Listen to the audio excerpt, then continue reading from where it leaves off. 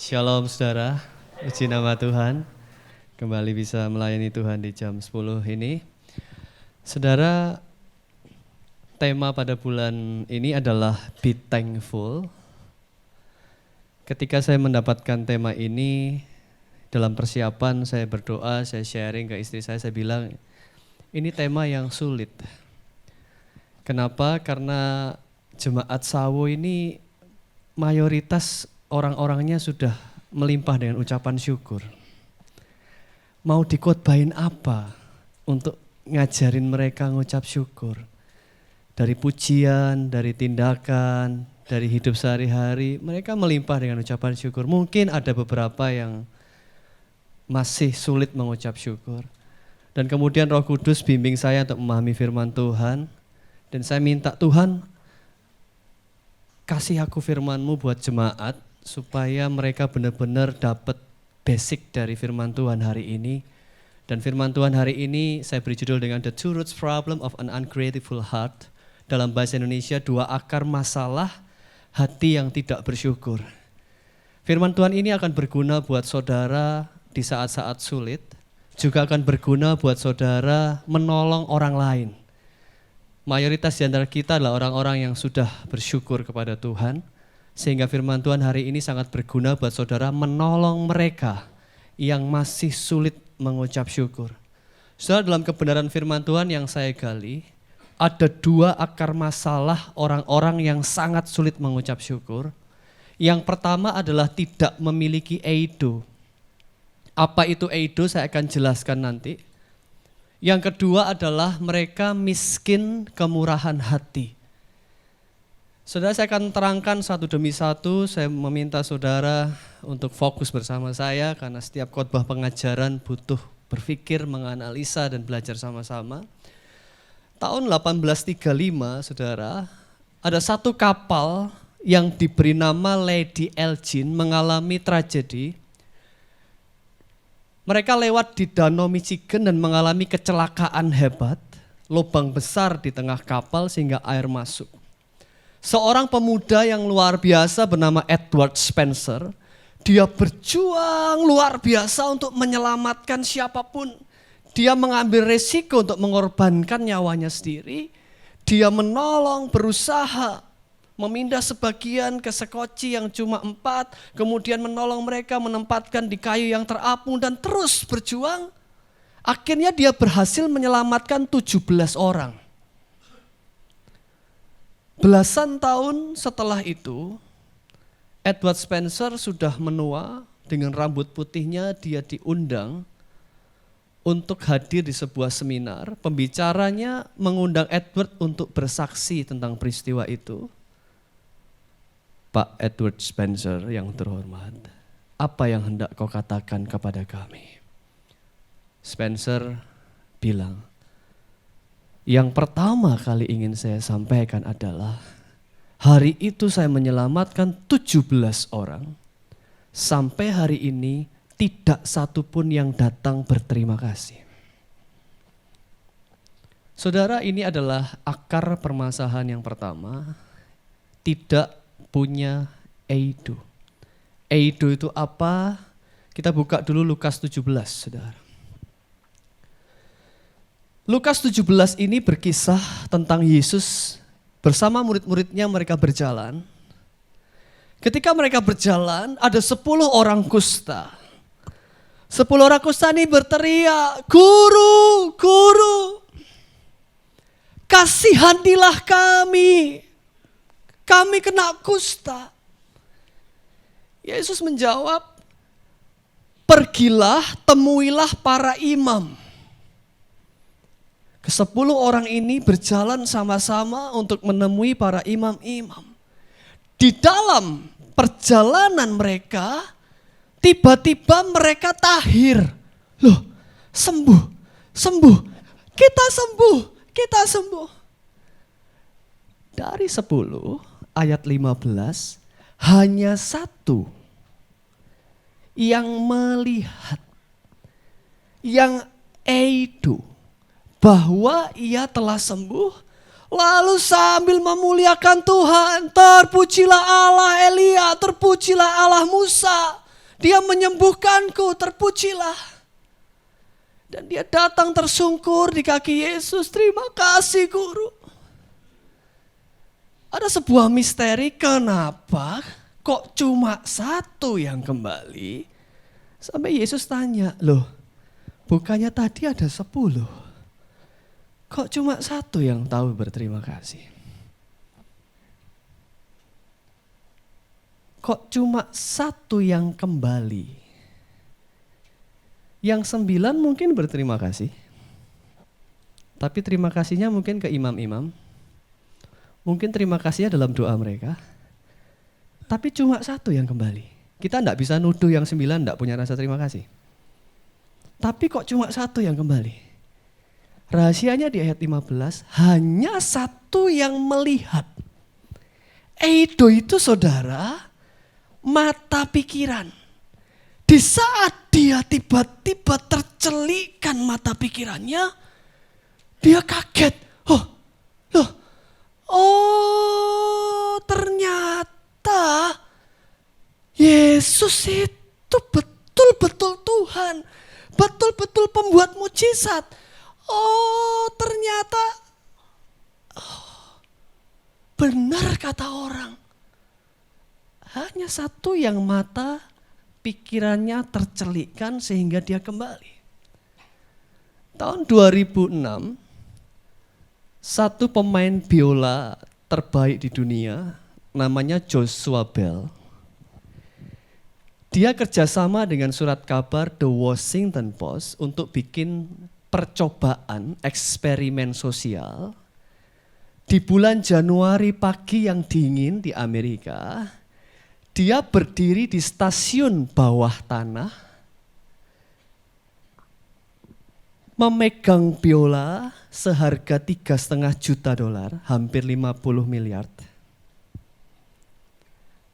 Dan mulai main di sana. 2 hari sebelumnya, Joshua Bell bikin konser solo, tiketnya harga rata-rata $100. Ada yang lebih mahal, ada yang lebih murah. 2 hari kemudian, dia main for free. Mereka, Washington Post dan Joshua Bell mau ngetes. Kira-kira orang-orang di stasiun pagi hari itu ada begitu banyak ribuan orang di stasiun.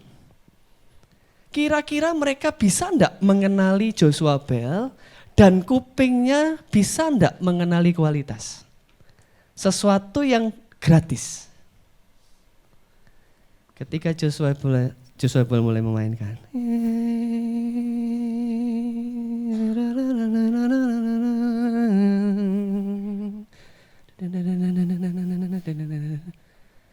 Ini sound keluar dari biola yang harganya 50 miliar. Kayu yang tertentu. Soundnya sangat mahal. 3 menit pertama. Orang-orang Washington Post ngintip, mereka pasang orang foto-foto dilihat. Ini eksperimennya ini kira-kira berapa orang yang sadar? Beberapa orang hanya berhenti sebentar, pergi. Ada yang sadar sebentar, pergi. Mungkin ya, ada yang gini, elek mainnya. Biolanya elek, sok tahu. Dia nggak sadar dia yang gobloknya gak karuan. Mungkin. Pergi. Baru setelah 3 menit ada satu wanita kasih $1. Itu pun dia nggak berhenti ngeloyor langsung. Sakno orang ini ya. Pergi. 45 menit dia bermain. Selesai. Tidak ada tepuk tangan. Kotak dilihat isinya $32. Nggak sampai $100. The Washington Post menulis, kalau kita tidak bisa mengenali kualitas di depan mata, di dekat kita, apakah kita bisa mengucap syukur? Kalau kita tidak bisa mengenali kualitas, berapa banyak momen berkualitas yang kita tidak sadar sudah terlewat begitu saja di dalam hidup kita. Karena tidak punya eido. Karena tidak bisa mengenali dan menyadari ada pertunjukan yang sangat mahal di depan mata. Gratis, sukarela, tetapi tidak disadari. Ada. Karena itu orang-orang di sana tidak mengucap syukur. Mereka tidak berterima kasih karena tidak mengenali kualitas di depan mata mereka. Matius 2 ayat 2. Orang Majus ini akhirnya datang lewat tuntunan bintang. Tapi tiba-tiba bintang itu cahayanya hilang. Sehingga mereka bingung, kita sudah sampai di sini cahayanya enggak ada. Akhirnya mereka tanya, di manakah raja yang baru lahir itu? Kami sampai di sini karena kami telah melihat. Kami telah eido. Bintangnya di timur dan kami ini datang sangat jauh untuk menyembah dia. Eido itu hanya dimiliki orang-orang yang punya pengalaman, punya ilmu khusus. Orang Majus itu ahli perbintangan, ahli astrologi. Hari itu ada begitu banyak orang lihat bintang, tapi hanya orang yang punya eido yang bisa membedakan bintang yang berkualitas dan bintang yang tidak berkualitas. Hari itu satu orang Majus lihat, loh, ini kan bintang raja. Loh, gak salah ya aku ya. Loh, ini kan yang sudah diramalkan oleh para guru-guru, ahli-ahli astrologi ribuan tahun yang lalu. Persia kuno punya ilmu. Loh, bro, kita kan sekelas dulu di ilmu astrologi toh. Iya, benar gak? Bintang raja. Loh, iya benar. Benar gak? Oh, bukan. Kalian tuh sek bodoh keminter. Bukan, salah itu kalian. Bukan. Tanya lagi. Ada yang sepakat, ada yang tidak. Dari yang sepakat ini ngumpul. Loh, betul loh itu bintang raja. Iya, ayo meeting cepat. Satu hari kemudian, 2 hari kemudian kumpul lagi. Itu bintangnya loh, gimana? Ayo kita ke sana yuk. Ke sana. 2 tahun itu kita ke sana jalan sama unta. Mau perjalanan 2 tahun. Gila Pak. Kita mesti ninggal anak istri kerjaan. Lu anak istri diajak. Sekalian traveling pakai unta. 2 tahun. Mau kemana? Enggak. Gila aja ninggal kerjaan. Ninggal keluarga. Enggak. Wis berangkat sendiri. Hadiahnya memang 3. Gold, frankincense, and myrrh. Emas, kemenyan, mur. Tetapi Alkitab tidak pernah menyebut jumlah orang Majus berapa. Mungkin itu rombongan besar. Karena menempuh perjalanan panjang. Dan akhirnya mereka sampai dan mereka terpaksa bertanya karena bintangnya tiba-tiba hilang. Eido hanya dimiliki orang-orang yang punya keahlian di bidang tertentu. Eido ini mata pikiran, mata hati. Persepsi mental yang mengenali kualitas dan bisa mengukur sampai ke dalam. Seperti saudara yang punya eido di lidah saudara, dari pengalaman saudara masak, dari pengalaman saudara ke restoran di berbagai dunia, suatu hari saudara datang ke sebuah tempat makan yang sangat sederhana dan untuk saudara macam, loh kok enak sekali. Orang lain bilang, biasa. Enggak. Ini siapa yang masak ini? Kok ada rasa ini cuma bisa kutemukan di tempat ini. Saudara punya eido. Dan saudara kejar, siapa chefnya? Kok bisa ketemu rasa ini? Iya gini nih, saya pernah kerja di luar negeri di restoran ini. Oh ya benar. Karena saudara punya eidonya. Itu dimiliki orang-orang khusus dengan pengalaman dan kemampuan khusus. Ketika Leonardo da Vinci melukis lukisan The Last Supper, Orang awam akan lihat, kok ini ngumpul sama ini ya. Bajunya warnanya kok gini ya, gini. Tapi ada satu pemuda yang punya eido musik, dia lihat. Kok susunan tangan sama susunan rotinya kok unik ya. Dia selidiki dan ketemu, ternyata ada notasi lagunya. Ini cuma orang yang punya eido musik yang bisa melihat sampai kedalaman. Dia bisa menembus dan membaca pikiran pelukisnya. Dia sampai ke level itu, bisa menyadari kualitas sebenarnya. Ketika Michelangelo melukiskan David and Goliath, orang awam, orang yang tidak punya ide akan lihat dan mulai menganalisa. Goliathnya gede sih, tapi Daudnya apa enggak kurang kecil ya? Warnanya gini ya. Oh kenapa? Tapi orang yang punya ide, dia mulai berpikir, dari ribuan kemungkinan pose, variasi posisi, kenapa posisi ini yang dipilih? Kenapa motongnya mesti dari atas? Kenapa enggak dari samping? Dan orang ini punya ide linguistik. Dia mulai berpikir, oh maksudnya Michelangelo itu dia mau menggambarkan huruf Gimel dalam bahasa Ibrani yang artinya strength, kekuatan. Hanya orang yang punya ide yang bisa lihat ini. Ketika Tivadar dari Hungaria melukiskan The Old Fisherman, nelayan tua. Orang-orang mulai bergunjing. Oh, ini 100 juta ini. Ini 500 juta. 1 M, 5 M. Pak, Bu, kalau 5 M aku cash sekarang deh. Gak apa-apa, taruh di truk uangnya. Kemarin tak tawar 3 M gak dikasih. Terus, kok bisa mahal sekali? Iya, ya cuma satu ini di dunia apa gak mahal. Kemudian lukisan ini kalau Bapak Ibu Saudara lipat di tengah, dipantulkan ke cermin, itu jadi 2 lukisan. Lukisan yang kiri seorang bapak yang berdoa dengan jenggot tebal yang bijaksana menunjukkan pengalaman, mata yang teduh, topi yang bersahaja, dan laut di belakangnya tenang. Sementara bapak yang satunya raut wajah penuh kedengkian, tangan seperti menusuk, mata tajam. Laut di belakangnya bergelora penuh badai. Ini lukisan genius. Hanya orang tertentu yang bisa lihat, dan orang itu bisa lihat karena dia punya eidonya. Ini masalahnya, saudara. Ada begitu banyak orang sulit mengucap syukur karena dia tidak mengenali, dia mengukur Allah terlalu dangkal.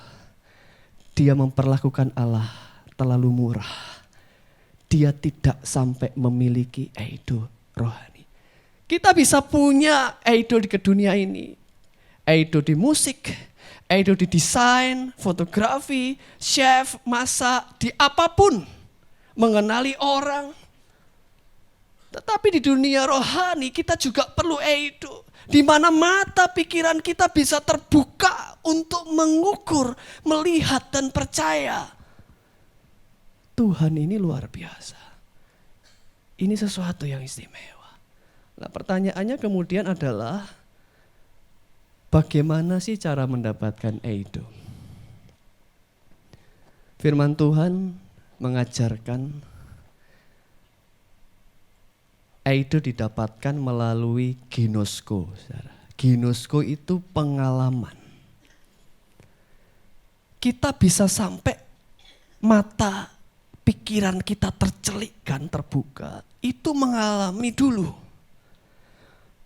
Lewat pengalaman, 10 tahun yang lalu Tuhan tolong. 5 tahun yang lalu Tuhan sembuhkan. 3 tahun yang lalu hampir cerai, Tuhan pulihkan.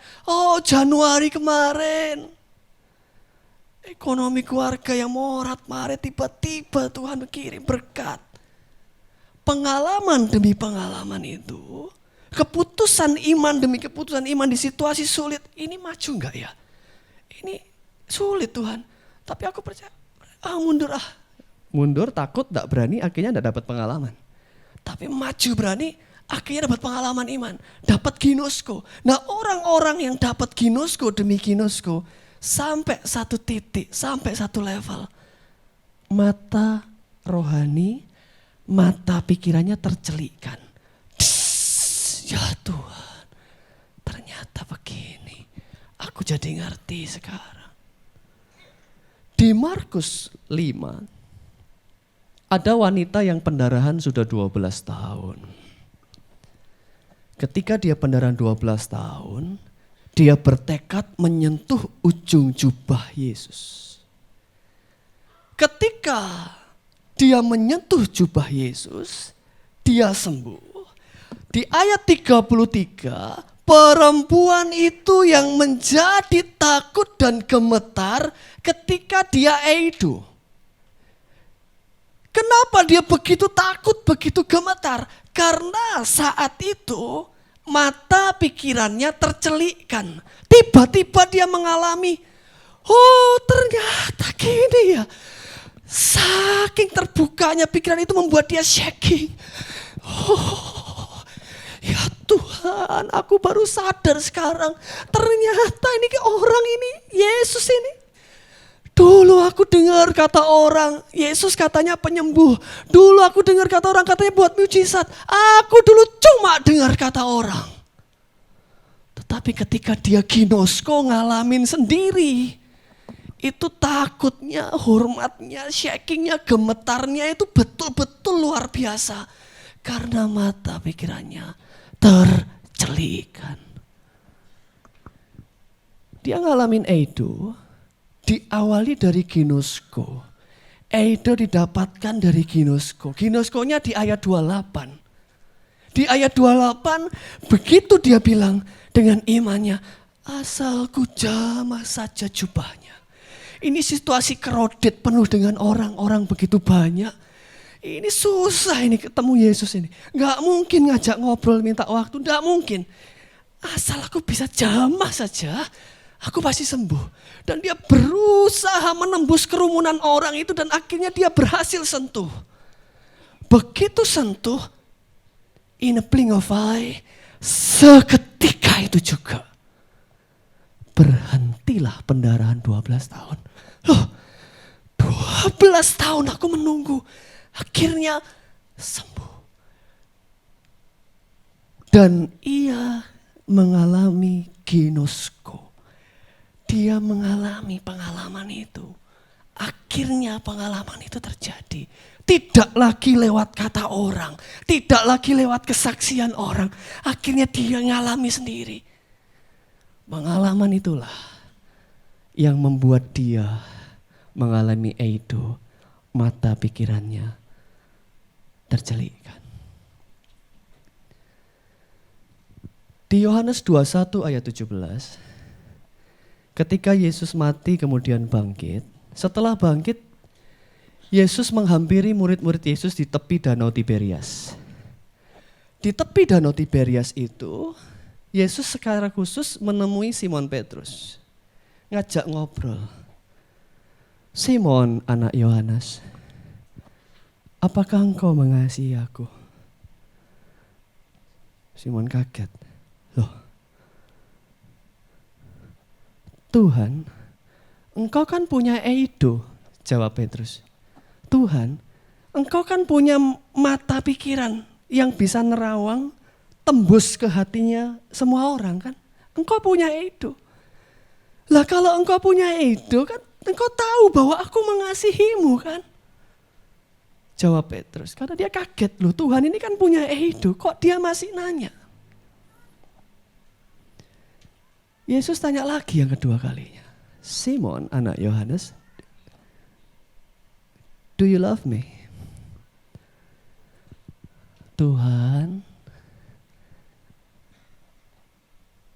engkau kan punya eido. Engkau kan tahu hatiku. I love you.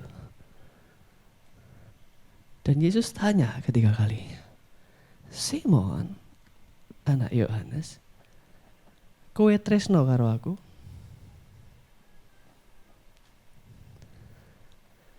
Kali ini Petrus sedih.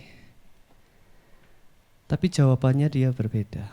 Pertama dia jawab lagi, Tuhan, engkau kan punya eido, punya mata di pikiranmu. Engkau bisa tembus ke hati setiap kami. Segala sesuatu engkau tahu. Kata eido dan ginosko diterjemahkan sama-sama tahu. Tapi kalau kita nggak periksa bahasa aslinya, kita nggak bisa tahu bedanya. Di jawaban terakhir, Petrus baru jawab, engkau kan ginosko Tuhan. 3 kali Petrus jawab, engkau kan eido Tuhan. Engkau kan punya mata pikiran. Di jawaban terakhir Petrus jawab, engkau kan ginosko Tuhan. Artinya Tuhan, kita kan punya pengalaman 3,5 tahun kita sama-sama. Bukankah dari pengalaman ini kau sudah tahu bahwa aku mengasihimu? Barulah Yesus berhenti bertanya, Petrus, gembalakanlah domba-dombaku. Saudara, ini akar masalah pertama. Saya bersyukur kalau mayoritas kita di tempat ini adalah orang-orang yang sudah punya eido. Sehingga kita semua saudara bapak ibu saudara, kita semua bisa mengenali Yesus begitu baik. Dan kita bersyukur. Tapi ada orang-orang yang belum punya eido. Mereka kesulitan mengucap syukur karena tidak bisa mengukur kualitas. 2002 saya kecelakaan parah, wajah saya remuk, bengkak, tidak bisa operasi, gigi hilang 4, tidak bisa diapa-apain, cuma anti nyeri saja, tunggu hari kelima mau dioperasi, rekonstruksi. Hari kedua, malam ketiga, saya pikir ada suster pegang-pegang wajah saya kaget bangun, tidak ada siapa-siapa. Hari kedua, hari ketiga. Hari keempat dokter datang, bengkak kempes. Dokter periksa, mau operasi. Dia kaget. Sudah sembuh. Tak perlu operasi, sudah nyambung. Saya yang masa umur 20, 21 waktu itu. Penuh dengan skeptis. Tidak percaya mujizat. Saya melayani, main piano dan WL di gereja waktu itu, di Betani waktu itu. Tapi saya tidak percaya mujizat. Kesaksian mujizat di mana-mana, saya tidak percaya. Tetapi hari itu, saya mengalami ginosko. Saya mengalami sendiri. Dan saya bisa bersaksi sekarang, mujizat itu ada, saudara. Mujizat itu ada. Dan terus terjadi sampai hari ini. Akar masalah ini harus kita selesaikan. Bergumul dengan ginosko demi ginosko untuk mendapatkan eido. Mata pikiran kita harus tercelikkan. Saudara, akar masalah kedua adalah miskin, kemurahan hati. 2006, seorang pemadam kebakaran namanya Matt Swetzel, dia baru lembur kerja memadamkan kebakaran, capek 24 jam tidak tidur. Kemudian dia pulang malam, dia nyetir, dia nggak sadar dia ketiduran waktu sambil nyetir. Mobilnya menghantam mobil yang sedang dikendarai seorang wanita bernama June dan putri bernama Faith, 19 bulan. Faith-nya enggak apa-apa, cuma gores kecil sekali, enggak ada masalah. June-nya meninggal, dan June-nya lagi hamil 4 bulan anak laki-laki yang langsung meninggal. June istri seorang pendeta bernama Eric. Matt Swetzel begitu terpukul, dia cuma bisa kirim surat minta maaf kepada Pastor Eric. Mereka bertemu di pengadilan, Pastor Eric bersaksi, saya bergumul dengan pengampunan atau penghukuman. Dan di depan hakim akhirnya dia bilang, Tuhan, aku kuatkan hatiku, aku mau bilang ke Pak Hakim, ampuni, lepaskanlah, bebaskanlah Matt Swetzel. Beberapa tahun kemudian, Matt Swetzel lagi jalan-jalan di supermarket, belanja, kakinya tiba-tiba gemetar. Dia lihat Pastor Eric datang, hampiri dia. Dia langsung tersungkur, Pastor, Maafkan aku, ampuni aku sudah menghilangkan nyawa anakmu dan istrimu. Pastor Eric memeluk. Dia ajak Matt untuk makan siang sama-sama.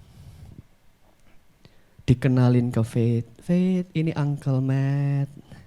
Ayo ke rumah kapan-kapan. Mereka berteman. Ke gereja sama-sama. Jalan-jalan sama-sama. Sampai si Matt menikah. Punya anak 3. Si Pastor Eric akhirnya menikah lagi. 2 keluarga ini jadi sahabat. Peristiwa yang sungguh-sungguh langka. Dan luar biasa sulit untuk dimengerti. Ketika pengampunan melahirkan hati yang berterima kasih. Saudara, kenapa ini bisa terjadi? Karena Pastor Eric, dia kaya raya dengan kemurahan hati. Kekayaannya ini yang membuat dia bisa mengampuni. Nah, kalau kita beri orang uang atau materi apapun, orang itu bisa balas. Tetapi ada satu pemberian yang cuma bisa dibalas dengan thank you. Yaitu I forgive you. Aku mengampunimu. Engkau menyakiti aku berkali-kali. Engkau mengkhianatiku. Engkau melukai aku. Engkau menghancurkan aku sedemikian rupa. Lalu orang boleh bilang kau tidak layak diampuni. Tetapi ketika satu orang di posisi ini mengambil keputusan untuk berkata, sayang, aku mengampunimu untuk apa yang telah engkau kerjakan buat aku.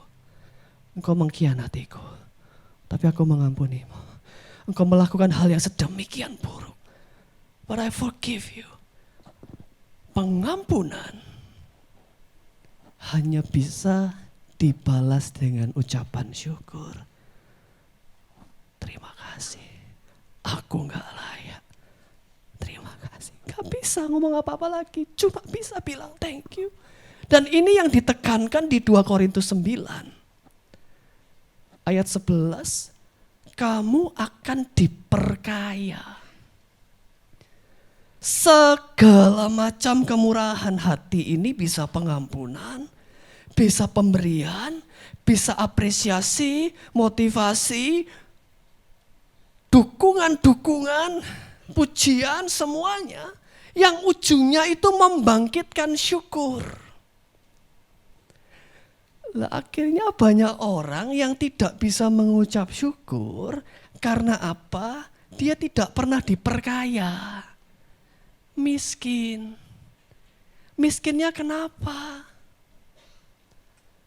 Mungkin dia tidak pernah dapat pengampunan. Ketika dia bikin salah, orang selalu menghukum dia. Ini tugas kita sebagai anak-anak Tuhan. Ketika ada orang yang bersalah kepada kita, Bapak Ibu Saudara, kita bergumul. Tapi begitu kita memberi pengampunan, itu kita seperti transfer saldo ke hatinya. Masuk ke hatinya, rekeningnya, saldonya 0. Dia tidak punya sama sekali ucapan syukur. Begitu saudara mengampuni dia, itu transfer, ada saldo masuk. Mungkin saudara, aku kan bertemu orang-orang yang seumur hidupnya jarang sekali mendapatkan ucapan terima kasih. Dikritik terus, salah terus. Dapat orang tua yang pemarah, pengkritik. Sudah nikah harapannya dapat suami atau istri yang bisa memuji, ngomelan juga, ngeritik juga. Punya anak, sampai punya anak 10 pengennya dapat pujian dari anak, anaknya 10 suka ngeritik semua, akhirnya hidupnya enggak pernah mendapatkan pujian dan apresiasi. Nah, orang-orang seperti ini kering. Kitalah yang di sini harus kasih mereka apresiasi, pujian, motivasi, karena setiap pujian, pemberian kemurahan hati buat dia, itu masuk jadi saldo buat dia. Dan dia diperkaya. Ini yang terjadi. Dan ayat ini menjadi solusi. Bagaimana caranya agar kita punya kekayaan kemurahan hati. Yaitu dengan menabur banyak, bukan menabur sedikit. Menabur banyak dengan sukacita. 2 Korintus 9 ayat 6 sampai 15 ini satu perikop yang menjelaskan tentang mental kaya. Diawali dengan ayat 6, camkanlah. Kalau engkau menabur sedikit, engkau menuainya sedikit. Kalau engkau menabur banyak, engkau akan menuainya banyak. Nah saudara, di hadapan Tuhan, yang saudara berikan bisa uang, waktu, tenaga, pikiran, materi. Di hadapan Tuhan, apapun pemberian kita, di hadapan Tuhan tuh lihatnya bukan itu. Tuhan lihatnya itu benih. Apapun yang saudara beri, uang, materi, tenaga, pikiran, apapun, di hadapan Tuhan itu benih. Setiap pemberian kita di hadapan Tuhan itu benih. Karena itu Tuhan bilang, aku suka lihat orang yang memberi dengan sukarela. Karena dia seperti nabur benih. Karena ini kepentingan pekerjaan Tuhan supaya benihnya nyebar. Begitu orang-orang ini suka memberi, Tuhan lihat, oh benihnya mulai habis sama Tuhan, disediakan lagi benihnya. Karena itulah orang yang suka memberi tidak mungkin miskin. Makin dia banyak memberi, makin dia kaya. Karena firman Tuhan ini berlaku, siapa menabur banyak, menuai banyak. Kaya di sini tidak selalu materi. Kaya dalam berbagai kebajikan. Kaya dalam kesehatan. Orang lain kaya raya pegang uang tapi sakit-sakitan. Kita hidup sederhana tapi sehat terus, tidak pernah masuk pintu rumah sakit. Kaya dalam kebajikan. Kaya dalam kemurahan hati. Karena hatinya penuh dengan kemurahan. Selalu tebar benih firman Tuhan di mana-mana. Dan Tuhan yang menyediakan terus. Akhirnya Allah memberkati dan memperkaya. Lah ini tugas kita. Ketika saudara di ada situasi mengampuni atau menghukum, pilihlah mengampuni. Memberi atau diam saja, pilihlah memberi. Memuji atau mengkritik, pilihlah memuji. Agar benih itu tersebar kemana-mana.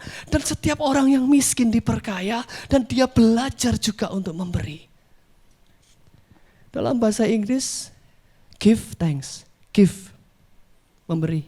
Dalam bahasa Indonesia, terima kasih. Terima dulu baru kasih.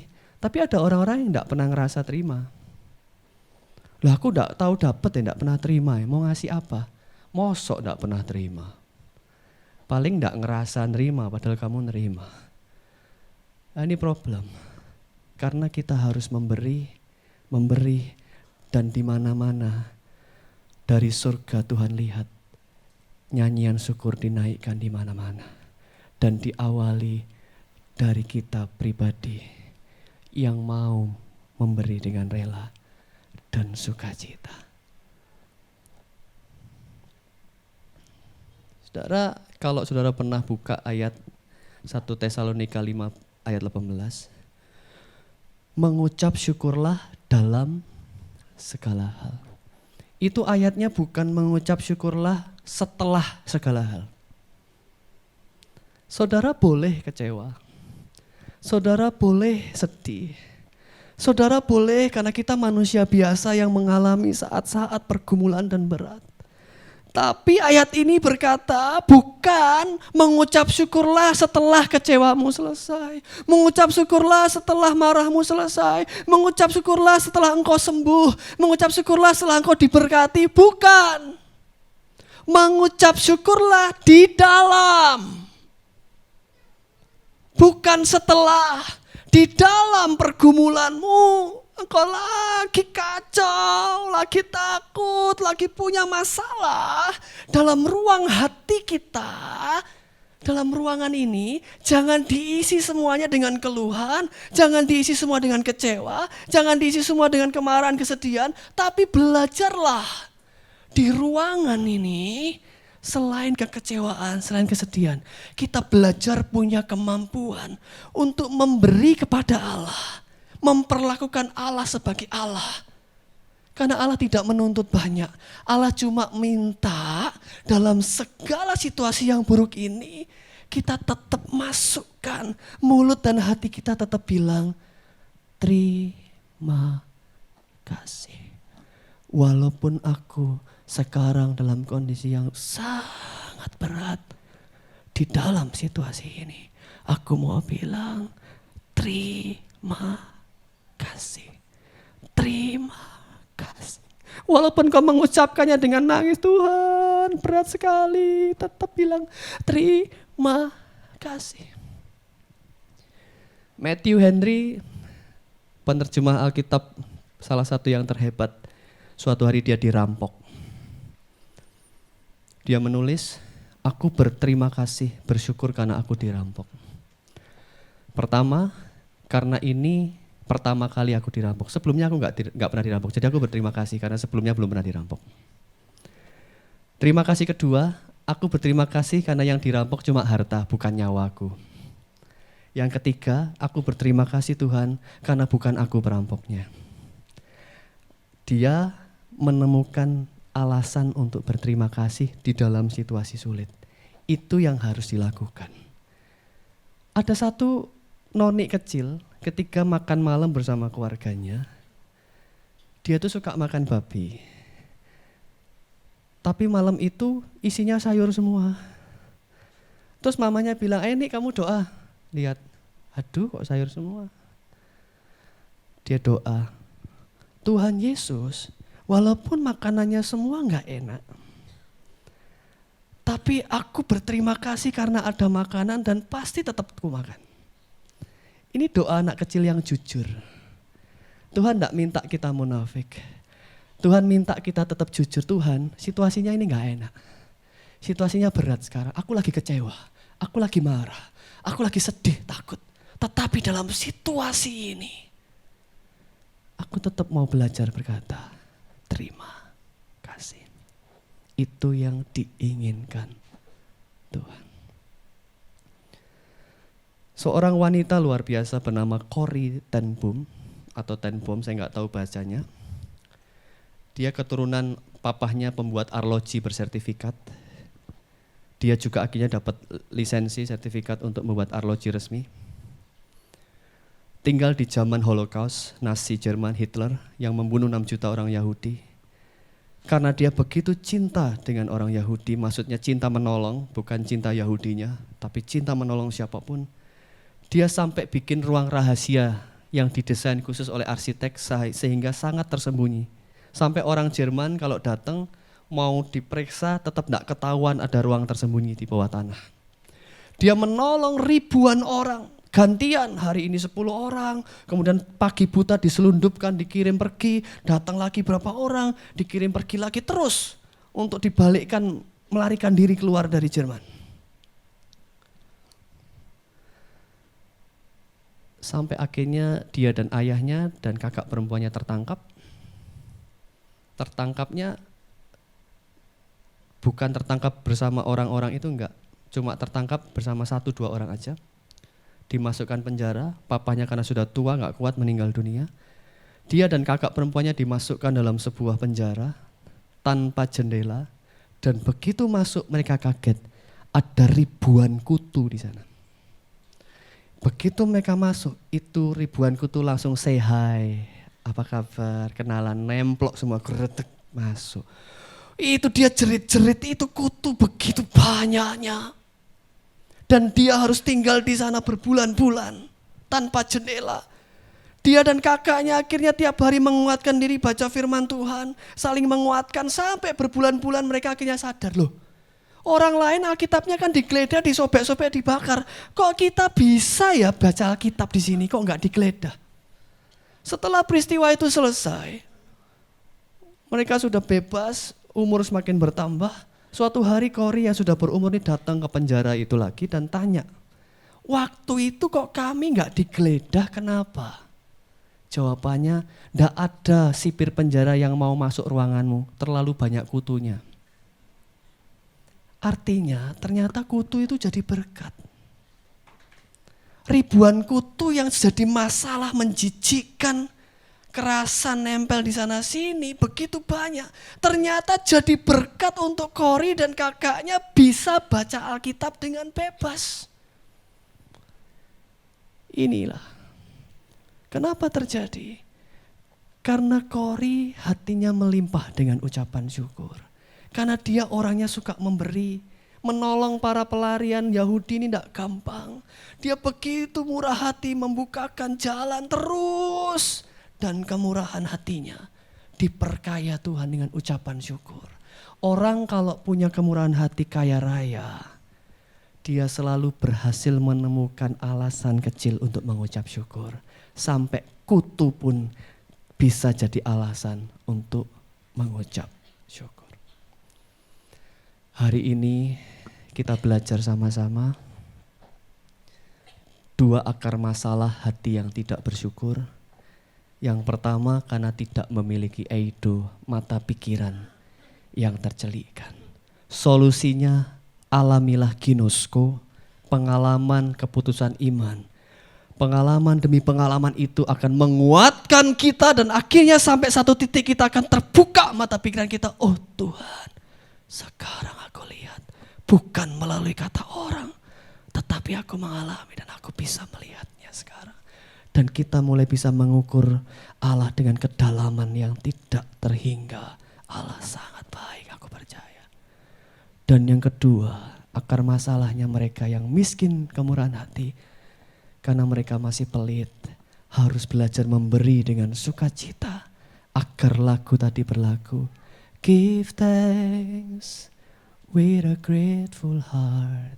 Dan kalimat yang indah di belakang, biarlah yang miskin berkata, aku kaya.